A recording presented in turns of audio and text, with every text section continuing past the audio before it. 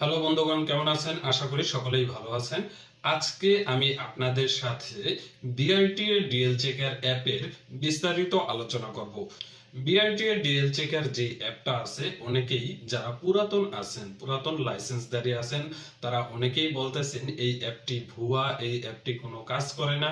এই অ্যাপটি অনেকেই নানান ধরনের কমেন্ট করে থাকেন এবং নানান ধরনের কথা বলে থাকেন। আজকে আমি হাতে কলমে এই অ্যাপের বিস্তারিত সকল স্টেপ বাই স্টেপ আপনাদেরকে দেখাবো। তাই সকলের কাছে অনুরোধ, ধৈর্য সহকারে সম্পূর্ণ ভিডিওটি দেখুন। এই যে BRTA ডিএল চেকার অ্যাপ, এই অ্যাপটিতে আসলে কাদের ড্রাইভিং লাইসেন্সটার স্ট্যাটাস চেক করা যাচ্ছে। যারা টাইগার আইটিতে বায়োমেট্রিক এনরোলমেন্ট কমপ্লিট করেছেন, তাদের স্ট্যাটাসটা এই BRTA ডিএল চেকার অ্যাপের মাধ্যমে পাওয়া যাচ্ছে না।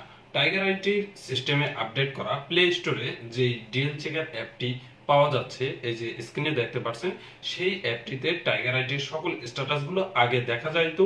কিন্তু বিআরটি এর সাথে যখন টাইগার আইটির চুক্তি শেষ হয়ে গেছে, তারপর থেকে এই অ্যাপটিতে আর টাইগার আইটির কোনো স্ট্যাটাস দেখা যাচ্ছে না।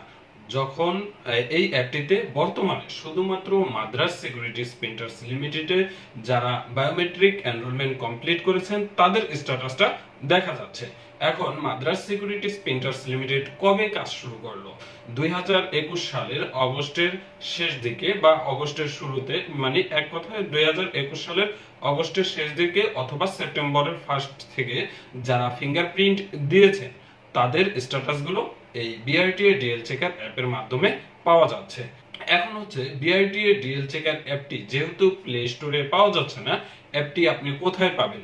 অ্যাপটি যেহেতু প্লে স্টোরে পাওয়া যাচ্ছে না, অ্যাপটির লিংক হচ্ছে আমি আমার আগের ভিডিওতে ইউটিউবে হচ্ছে ভিডিও ডেসক্রিপশনে সফটওয়্যার ডাউনলোড লিংকটা দিয়ে রেখেছি, এবং ফেসবুকে হচ্ছে ভিডিওর কমেন্টে সফটওয়্যার ডাউনলোড লিংকটা দিয়ে দিয়েছি। এখন চলুন কিভাবে আপনারা ইউটিউব থেকে লিংক কালেক্ট করে সফটওয়্যারটা ডাউনলোড করবেন সেটা আগে দেখাই দিচ্ছি। ফার্স্টে হচ্ছে আমি আমার ফোনে ইনস্টলকৃত ডিএল চেকার অ্যাপটি আনইনস্টল করে দিলাম। এখন হচ্ছে আমি আমার ফোন থেকে ইউটিউবে প্রবেশ করলাম। ইউটিউবে প্রবেশ করার পর আমার চ্যানেলে চলে আসলাম।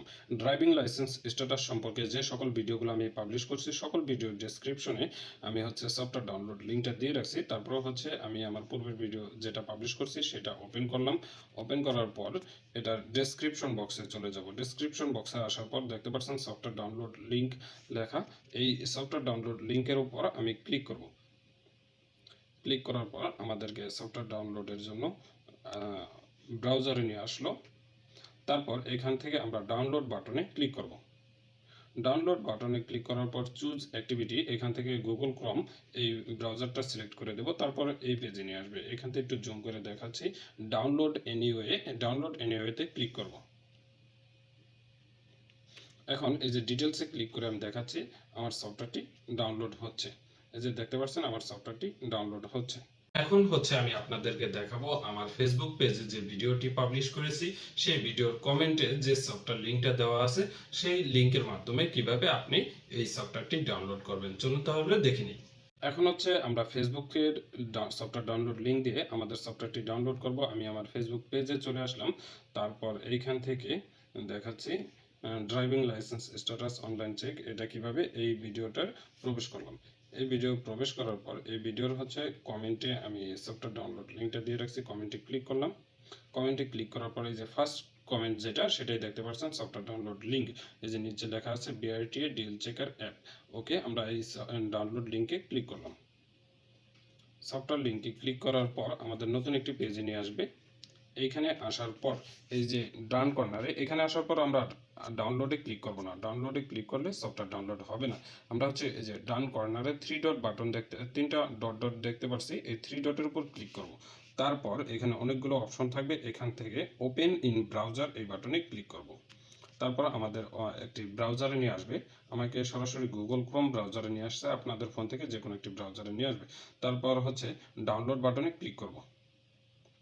ডাউনলোড বাটনে ক্লিক করার পর আগের মতন সেম গুগল ক্রোম ব্রাউজারটা সিলেক্ট করে দেব। ঠিক আবার জুম করে দেখাচ্ছি। এখানে আসার পর ডাউনলোড এনিওয়ে এই বাটনে ক্লিক করব। এখানেও দেখতে পাচ্ছেন আমার সফটওয়্যার ডাউনলোড হচ্ছে। আমি ডিটেলসে ক্লিক করে দেখাচ্ছি সফটওয়্যারটি ডাউনলোড হচ্ছে। Software download complete. এখন হচ্ছে আমরা সফটওয়্যারটি ইনস্টল করব। সফটওয়্যারের উপর ক্লিক করলাম।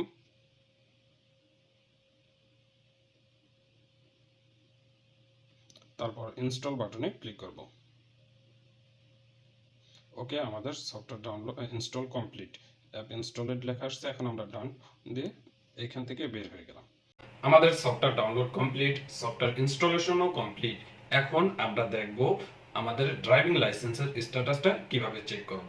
ড্রাইভিং লাইসেন্স স্ট্যাটাস চেক করার আগে আরো একটি বিষয় আপনাদেরকে এনশিওর করি, আপনি বায়োমেট্রিক এনরোলমেন্ট কমপ্লিট করার পর যতক্ষণ পর্যন্ত অ্যাপ্রুভড সাকসেসফুলি এসএমএসটা না পাচ্ছেন ততক্ষণ পর্যন্ত আপনি এই বিআরটিএ ডিএল চেকার অ্যাপে আপনার ড্রাইভিং লাইসেন্সের স্ট্যাটাসটা আপনি চেক করতে পারবেন না।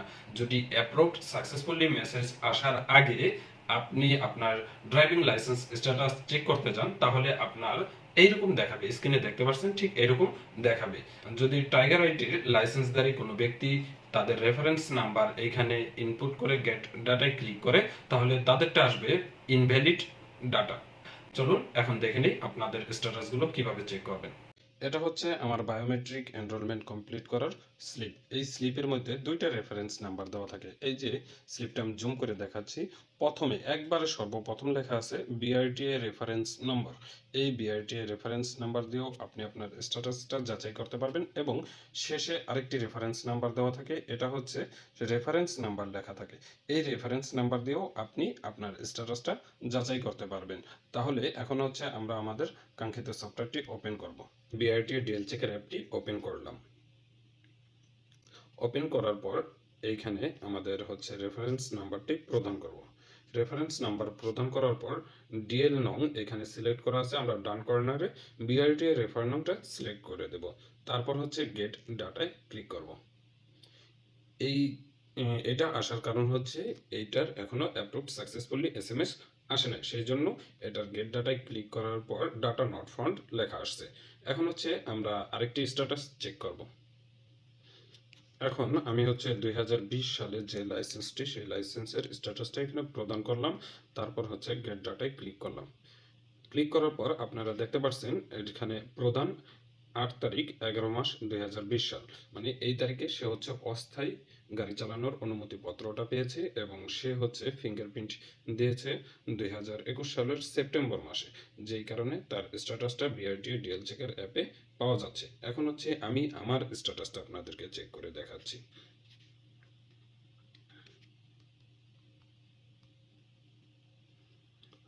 আমার স্ট্যাটাসটা আমি এখানে চেক করে দেখাচ্ছি। এটা হচ্ছে আমার স্ট্যাটাসটা দেখতে পাচ্ছেন। তারপর এখন আমি একজন সাংবাদিক ভাইয়ের স্ট্যাটাসটা আপনাদেরকে চেক করে দেখাচ্ছি, যেটা আমি বলছি মাত্র ফিঙ্গারপ্রিন্ট দেওয়ার একদিনের মধ্যে তার স্ট্যাটাসটা শো করতেছে। ওকে, সাংবাদিক ভাইয়ের স্ট্যাটাসটা আমি এখানে তার রেফার নাম্বারটা দিলাম। এখন গেট ডাটায় ক্লিক করলাম। গেট ডাটায় ক্লিক করার পর দেখতে পাচ্ছেন 21/8/2022 সাল, মানে এই দিন সে অস্থায়ী গাড়ি চালানোর অনুমতিপত্রটা পেয়েছে এবং 22/8/2022-এ সে তার বায়োমেট্রিক এনরোলমেন্ট কমপ্লিট করছে। আর আজকে হচ্ছে 23/8/2022, মানে একদিন পরেই তার ড্রাইভিং লাইসেন্সের স্ট্যাটাসটা চলে আসছে। ড্রাইভিং লাইসেন্সের স্ট্যাটাসগুলো আমরা দেখে নিয়েছি। এখন আপনাদের মনে অনেকের মনে প্রশ্ন জাগতে পারে হচ্ছে 2020 সালের স্ট্যাটাসটা কিভাবে শো করলো। 2020 সালের স্ট্যাটাসটা ওনার বায়োমেট্রিক এনরোলমেন্ট কমপ্লিট হয়েছে 2021 সালের সেপ্টেম্বর মাসে। আর সর্বশেষ যে স্ট্যাটাসটা দেখাচ্ছি সেটা হচ্ছে মানে 22 আগস্ট 2022 এবং আজকে 23 আগস্ট, মানে একদিনে কিভাবে পসিবল।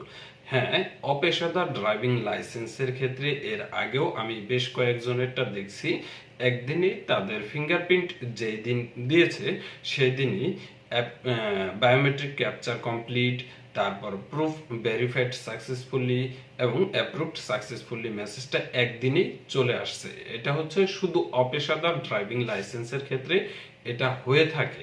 ঠিক এই ভাইয়েরটাও একইভাবে একদিনের মধ্যেই তার অ্যাপ্রুভটা বিআরটিএ থেকে হয়ে গেছে।